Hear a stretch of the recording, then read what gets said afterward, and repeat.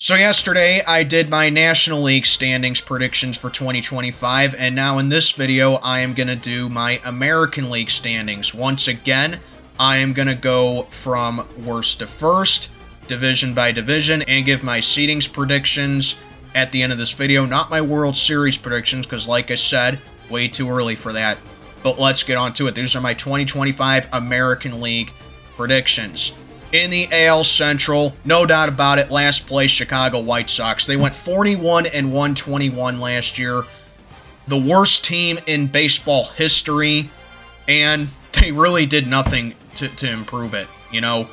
So yeah, this is a no-brainer. The White Sox, I got them being the worst team in baseball once again, and they could probably be worse, but I don't think they're going to be worse than last year like a lot of people say, but they're still going to suck really hard. Probably another 110 plus loss season for him, if I'm being honest. Anywho, in fourth place, I'm going to say the Minnesota Twins go to fourth place. They were very quiet in free agency this year, and with the collapse that they had for missing the playoffs last year, they didn't really change anything. They lost a lot to free agency, and you'd think with a team that fell hard as they did with missing the playoffs last year, you'd think that they try and get back up on their feet and try to make a run for the playoffs. But Minnesota has kind of been quiet as far as the free agent market went. You know, part of that could probably be because they're small market, probably because, you know, they are just kind of fine with where they are. But I just expect better from a team that missed the playoffs because of a bad slump. But because of that, I just really don't think Minnesota is going to make a lot of noise. I got them finishing fourth in the AL Central. Third place, I got the Detroit Tigers finishing third place. They were my team last year that I thought could be a surprise team, and they did end up surprising a lot of people, as they had a great run to close out the regular season. They took out the Astros in the playoffs, and then they lost a very hard-fought series in the ALDS to Cleveland. And I think Detroit, they did build up on it. They added Jack Flaherty to the rotation, Tommy Cannell to the bullpen on a one-year extension, and they just got Gleyber Torres. So, with me, it looks like the Tigers are serious about last year's run, and they got a really young team right here that now has playoff experience under their belt. I think the Tigers have a legit case of going back to the playoffs this year, but it's just a tough division now. I got them taking a tough third. Second place, again, musical chairs on this one, but I am going to say the Cleveland Guardians finish in second place in the AL Central this year, and here's why. Josh Naylor was traded, and they brought Carlos Santana back. Carlos Santana, I mean, that dude is now on, what, his third stint with the franchise? I mean, you want to talk about a journeyman right there. That's Carlos Santana for you right there. They just lost Andres Jimenez, too. They traded him to Toronto.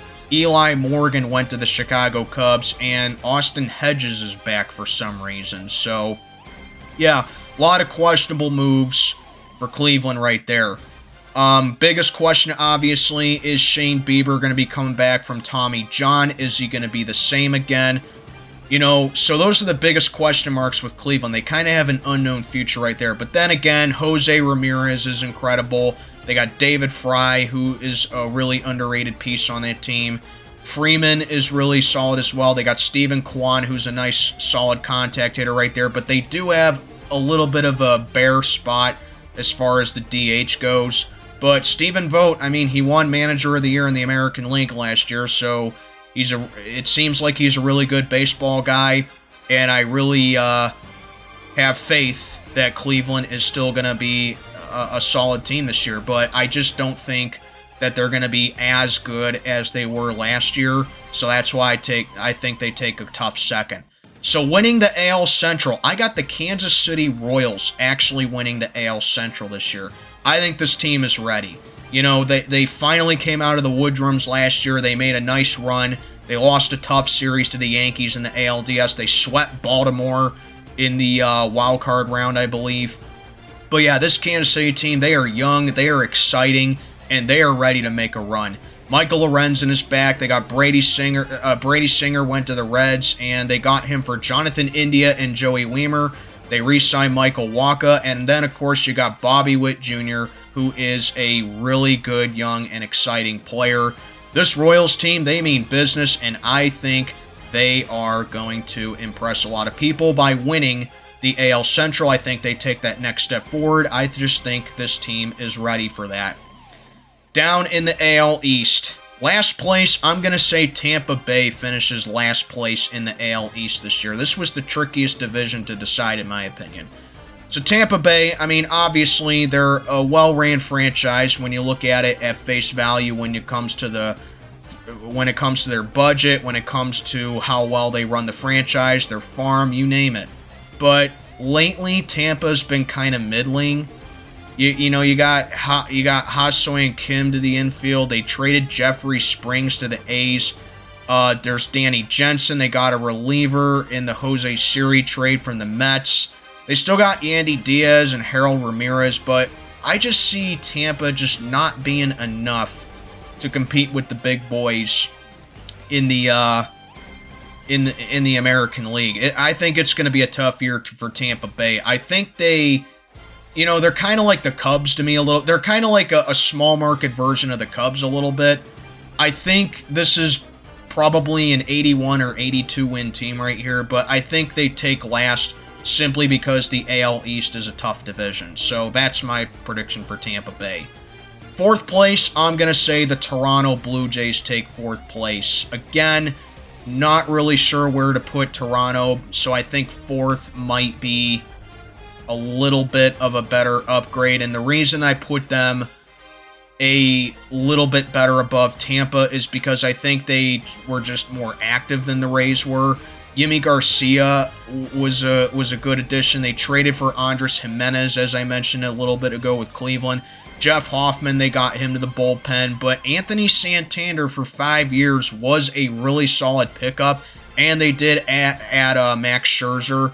Kind of like Justin Verlander, though. Max Scherzer, he's kind of at the tail end of his career, but still nice veteranship right there for Toronto. And then, of course, you got guys like Bo Bichetti, Vlad Jr., and then you got George Springer, so they add a lot of pop to Toronto's offense right there. But if you know me, for the past couple of years, I always bought into the hype with the Blue Jays, but they have really disappointed me. So maybe you can kind of chop it down to them having a fluky September last year, but I really don't see, other than that fluke September that they had, for why Toronto should get me excited when I just always buy into the hype with them and they just always seem to fail me. So that's why I say Toronto takes fourth place. I just don't trust them to be all that good. Third place, I'm going to say the Boston Red Sox take third place. Boston was pretty active in the offseason as Justin Wilson and Aroldis Chapman, they got added to the team, so there you go with the bullpen right there. But they did trade 4 high-rated prospects to the Chicago White Sox for Garrett Crochet, who probably was Chicago's best player. But giving up 4 high-rated prospects for that, it's high risk, high reward right there. Patrick Sandoval added to rotation along with Walker Buehler. I think that's really nice for him right there. And then they just got Alex Bregman as well. So maybe Boston just had a lot of necessary losses. But overall, I think these additions are enough to improve Boston and move them up in the standings a little bit. But, you got really good teams in the Yankees and the Orioles that Boston has to compete with. I just don't know if they're fully ready to compete with them just yet. But that's why I say Boston takes third.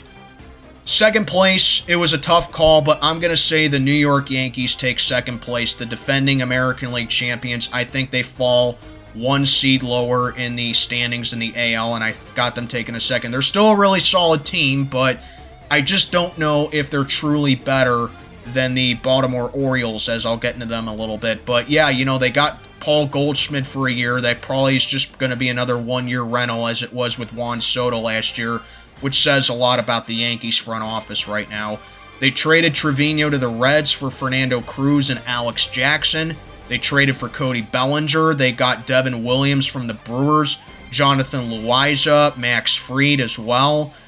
But, you take a look at this Yankee team. I mean, Jazz Chisholm is still there. Trent Grisham is still there. Aaron Judge is still there.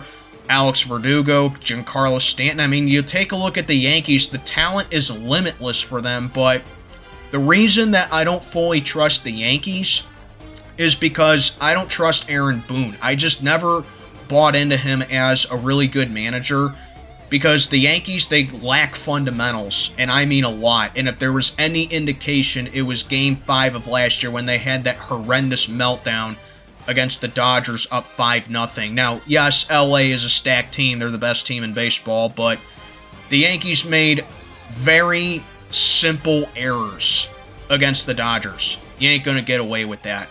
So, the Yankees, they are a great team, but I just don't know if they're truly better than Baltimore, in my opinion. Which leads me into saying I got the Orioles taking the AL East this year. Baltimore, they collapsed low-key at the end of last season, but this is still a great team right here, a very well-built team. When the Orioles are fully healthy and when they're playing their best, they arguably have the best roster in baseball.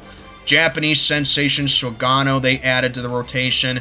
And then, of course, you got Tyler O'Neill now to the outfield. Along with Adley, you got Gunnar, you got Jackson Holliday in his first full season, and then you got Cedric Mullins. I mean, this Orioles team is just complete all around. And I think they're kind of like Arizona, how they missed the playoffs last year. I think Baltimore is going to have a chip on their shoulder knowing that they coughed up the division title potentially last year, and they're going to want to get back at it. And I do think the Orioles get back at it. I think they take the AL East this year. AL West, in last place, I'm going to put the Los Angeles Angels in last place in that division. This is possibly the season where they have their first 100-loss season in franchise history, in my opinion. I mean, they added mostly scrap heaps like Kevin Newman, Travis Dearn, and Yusili Kikuchi, if I'm saying that name right. I know I'm butchering probably a lot of these last names, but that's just me. But Kyle Hendricks and Jorge Soler, they're nice additions, but overall, the Angels, it's just a painful time to be an Angels fan. This team is nowhere close to contention, and I think once again they finish last in the AL West. Fourth place, I'm going to say the A's take fourth place in the AL West. Now, it seems like the A's are trying to figure it out at least. They are building up on the team a little bit. They did make a big improvement from losing, 110, 112 games from 2023 and 2022. So they did add up on a little bit. Luis Severino and Jeffrey Springs were good additions, as long as Gio Urshela, and they just have the rising crops down in the farm and on the team, but they're just not there yet. And for that reason, I have to say the A's take fourth place. Third place, I'm going to say the Seattle Mariners. Kind of like the Toronto Blue Jays, I kind of drank the Kool-Aid with Seattle over the past couple of seasons, but again, I just really can't trust them to be all that good. They were very quiet in the offseason. I mean, yeah, they still got Ty France, Randy Arozarena, and Julio. They were still, really good for Seattle right there. And now they got Dan Wilson as manager in this first full season, but I just don't know if I can trust Seattle to be a good team. Like I said with the Blue Jays, I think they take a tough third, probably just because the A's and Angels are in their division. That's really the only reason why. Second place, I am going to say the Texas Rangers take second place. Texas dealt with a lot of injuries last year, and that's why they were as bad as they were, so that record can be seen as deceiving, but I think this Texas team is really good. Jock Peterson is there. They traded Nathaniel Lowe, but they got Jake Berger, Nathan Eovaldi is there, and this is still a decent team. So, I mean, this year is just going to be a true test for Texas. Was last year, proving that 2023 was a fluke, or are the Rangers a really solid team that had setbacks last year? Like I said, this is going to be the true test. I think this Texas team is as good as everyone says that they are. So for that reason, I'm going to say Texas rebounds and they potentially make the playoffs. Winning the AL West, I got the Houston Astros. I mean, this is just Houston's division to lose. Until someone truly knocks them off for winning the AL West, I'm going to say Houston wins it every year, kind of like the Dodgers in the NL West. Now, Houston, they did lose pieces in the offseason, but, you get it with trading Ryan Presley and Kyle Tucker.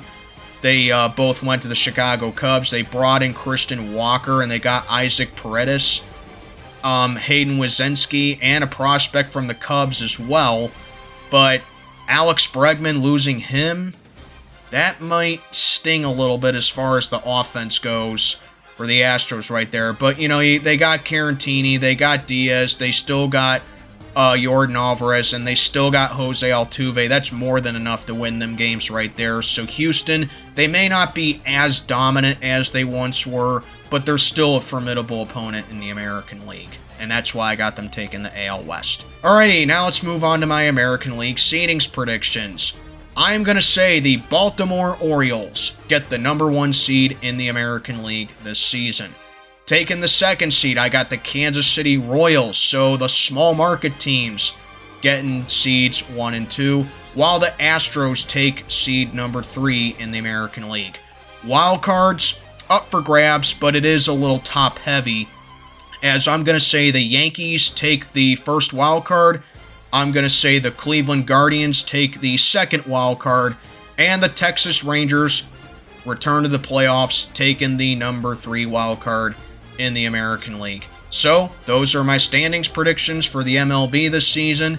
Let me know what you think down below. Let's play ball.